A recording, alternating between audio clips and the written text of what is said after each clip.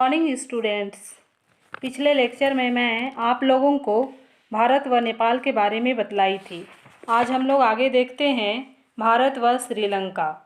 भारत और श्रीलंका के बीच में कौन कौन सा बिंदु है महत्वपूर्ण। भारत व श्रीलंका के संबंध बहुत पुराने हैं, लेकिन 1980 के बाद तमिल लोगों के उग्र आंदोलन ने समस्या पैदा की है। तमिल लोग हिंदू या बौद्ध हैं तथा तमिलनाडु के लोगों से उनके घनिष्ठ संबंध है। जब श्रीलंका की सरकार उग्रवादियों का बलपूर्वक दमन करती है तो भारत उसका विरोध करता है।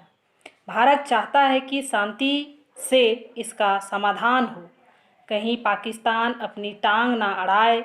इसलिए 1987 में प्रधानमंत्री राजीव गांधी ने वहां के राष्ट्रपति जयवर्धन के आग्रह पर अपनी शांति सेनाएं भेजी, लेकिन अगले वर्ष राष्ट्रपति प्रेमदास के कहने पर उन्हें वापस बुला लिया गया। तमिल लोगों का पृथक राज्य नहीं बल्कि उनका स्वायत्तशासी प्रांत बनना ही लिट्टे के हिंसात्मक आंदोलन को समाप्त करके समस्या का समाधान कर सकते हैं। इसके बीच में आता है भारत श्रीलंका समझौता 1987। क्या समझौता किया गया भारत श्रीलंका में? भारत के प्रधानमंत्री राजीव गांधी तथा श्रीलंका के राष्ट्रपति जयवर्धन ने एक महत्वपूर्ण समझौता किया, जिसके तहत भारत ने वहां अपनी शांति स्थापना सेनाएं भेजी। इसके मुख्य प्रावधान थे। क्या क्या प्रावधान थे भारत और श्रीलंका के बीच? 1 नंबर, श्रीलंका के उत्तर पूर्वी भाग में एक स्वायत्तशासी प्रांत बनेगा। 15 अगस्त 1987 तक इस क्षेत्र में आपातकाल की घोषणा समाप्त कर दी जाएगी। दूसरा नंबर, सभी राजनीतिक बंदियों को क्षमादान की घोषणा की जाएगी। तीसरा नंबर, भारत तमिल आतंकवादियों को कोई सहायता नहीं देगा। भारतीय थल सेना आतंकवादी गतिविधियों को रोकने में सहायता करेगी। चौथा नंबर, प्रांतीय परिषदों के चुनाव भारतीय पर्यवेक्षकों की देखरेख में होगा। 5वां नंबर, श्रीलंका में तमिल, सिंहली व अंग्रेजी राजभाषाएं होगी। तो यह समझौता भारत और श्रीलंका के बीच में 1987 में हुआ था।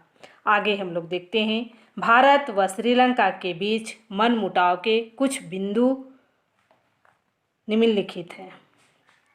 1 नंबर, राज्य विहीन लोगों की समस्या। श्रीलंका में भारतीय मूल के लोगों की विशाल संख्या थी, जिन्हें वहां की नागरिकता प्राप्त नहीं थी। 1953 में पंडित जवाहरलाल नेहरू व कोटलेवावाला ने एक समझौते पर हस्ताक्षर किए, जिसमें यह व्यवस्था की गई कि वहां भारतीय मूल के लोगों को नागरिकता मिली, जिन्होंने वहां अस्थायी निवास के रूप में अपना पंजीकरण करा लिया। भारतीय मूल के व्यक्तियों के लिए एक पृथक निर्वाचक सूची बनाई जाएगी, ताकि वे अनुपातिक प्रतिनिधित्व प्रणाली से अपने प्रतिनिधियों का चुनाव कर सकेंगे। इस समझौते में कुछ त्रुटियां रह गई, जिनके निवारण हेतु अक्टूबर 1964 में प्रधानमंत्री लाल बहादुर शास्त्री व श्री माओ भंडारनायके ने एक अन्य समझौते पर हस्ताक्षर किए।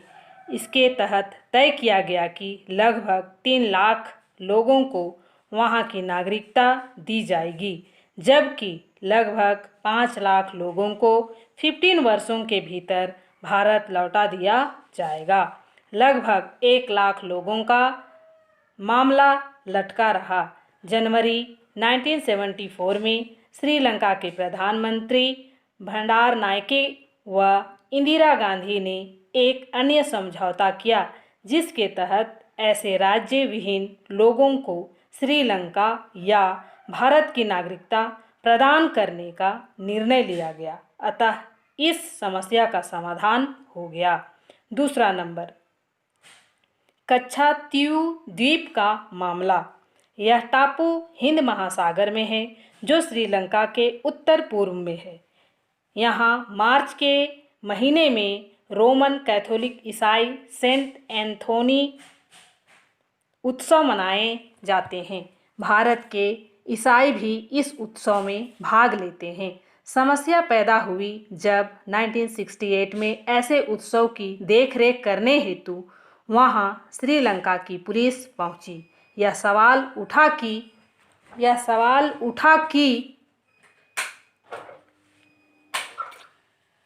इस द्वीप पर किसका स्वामित्व है, लेकिन जून 1974 में यह समस्या हल हो गई जब श्रीमती इंदिरा गांधी व श्रीमती भंडार नायके ने यह स्वीकार कर लिया कि ईसाइयों के उत्सव की देखरेख करने किसी देश की पुलिस नहीं पहुंचेगी। भारत ने इस द्वीप पर श्रीलंका का स्वामित्व स्वीकार कर लिया। तीसरा नंबर, नस्लीय संघर्ष। लेकिन तमिल लोगों के आंदोलन ने एक गंभीर समस्या पैदा की है। ये लोग अलग राज्य की मांग कर रहे हैं। भारत का यही आग्रह है कि इस समस्या का शांतिपूर्वक तरीके से समाधान किया जाए। भारत हिंद महासागर को शांति का क्षेत्र बनाए रखना चाहता है, इसलिए भी श्रीलंका सहयोग जरूरी हो जाता है। श्रीलंका ने शुरू से गुटनिरपेक्षता का मार्ग चुना। इसने दोनों देशों को एक दूसरे के निकट बनाए रखा। जब 1962 में चीन ने भारत पर आक्रमण किया तो उसके बाद श्रीलंका के प्रधानमंत्री ने यह प्रयास किया कि इस समस्या का संतोषजनक समाधान किया जाए। दोनों देशों के बीच आर्थिक संबंध बने हुए हैं, जिससे परस्पर लाभ की स्थिति बनी हुई है। तमिल राज्य का मामला अत्यंत संवेदनशील है, इसलिए भारत सरकार अपना यही सुझाव दोहराती रहती है कि शांतिपूर्ण तरीके से तथा संवैधानिक ढांचे के भीतर इसका अस्थायी समाधान होना चाहिए। दिसंबर 2005 में श्रीलंका के राष्ट्रपति राजापाक्षे ने भारत की यात्रा की।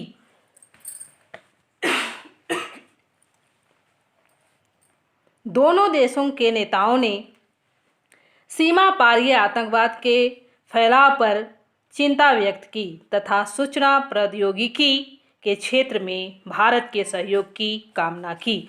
यह भी तय किया गया कि भारत लंका मुक्त व्यापार समझौता व्यापक आर्थिक सहभागिता संधि में बदल दिया जाएगा।